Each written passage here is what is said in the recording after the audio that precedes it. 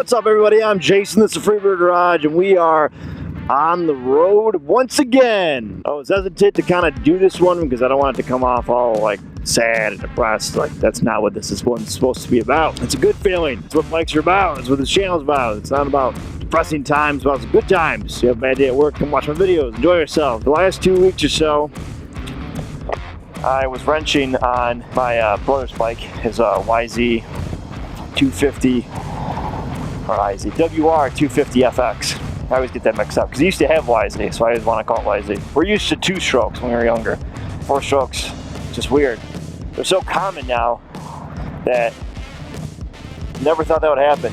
Back in the day when you had a 2-stroke bike, like, that was the bee's knees. Like, you didn't have anything else. 4-stroke was for pussies, and that's what that was for. Little do we know that 4-stroke just womps on 2-stroke today.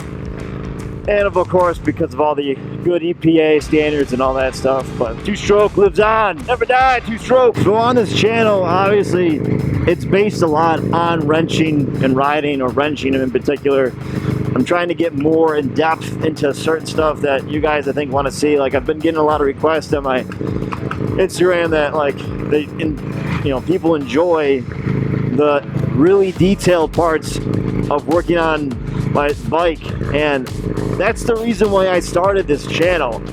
There was no one being super detailed, or if you found it, it was like super hard, or it was done commercially, like a factory or a manufacturer decided to put together a video for their part and they show exactly how it should be put together. And that's not enough for the weekend wrencher or the weekend rider that wants to get something done. Like, you really need all the specs, and yeah, you can go get a manual, but if you've never wrenched before, that's the worst part, is that you don't know what over tightening feels like or what the exact click sounds of a torque wrench. Like, there's so many process. If you don't know that, you could really mess something up. Doing that stuff through the channel, I really like doing it, and I love when people message me about questions they had, or they saw a video that helped them get through. Like, that's just it's awesome feeling to know that I'm helping someone out on that.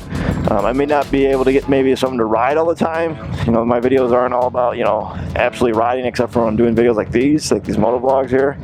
But being able to get someone to wrench and got them through a problem, or got them some confidence to do it, that's awesome. I'm gonna do more. I have some big plans coming up here this winter. I'm not just teasing you guys, I'm just trying to get everything aligned, and they are aligned, just trying to plan out the videos. I got some videos that are owed to some people that I got to get done, so that's that. But definitely want to get that for you guys. It's gonna be fun. I'm really excited about it. I think it's gonna be a really cool project that I have coming up beyond this basics of what you guys have been seeing so far. So it should be something new, something fresh to get done. The other part, the riding with the wrenching, that comes into play with like my mental status. Like I'm a crazy person, I'm insane, trying to walk around every day.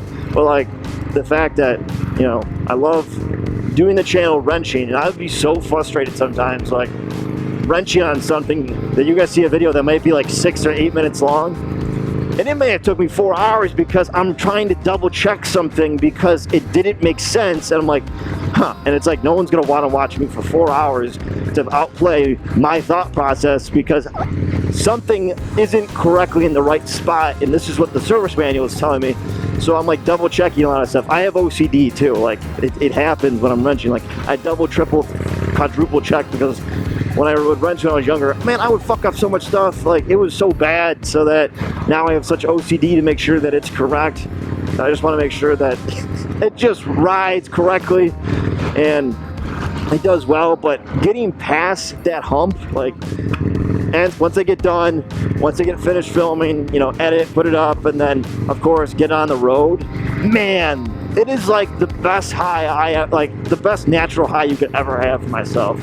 Me, big stress reliever on myself. It's like an anxiety killer, stress reliever, mental stress, or whatever you want to call it. Like, really helps me out, makes me really happy.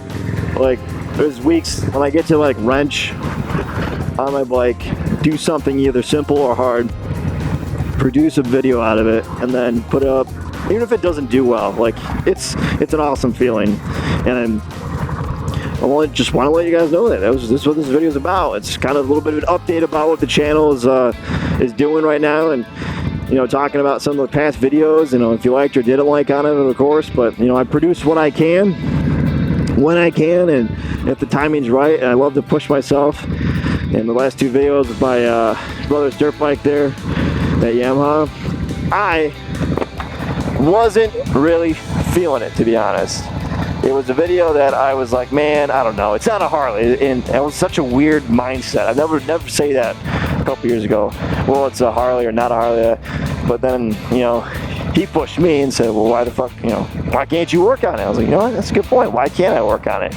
So got it done, and I got the first part done. I came to him and said, get your maintenance done, and then your carburetor. I looked into that. That's going to be a big process. I don't know if I'm going to put that together for you. And he's like, what? What are you not going to put that together? I was like, well, there's a lot of steps. You got to take away the subframe. You got to pull this out.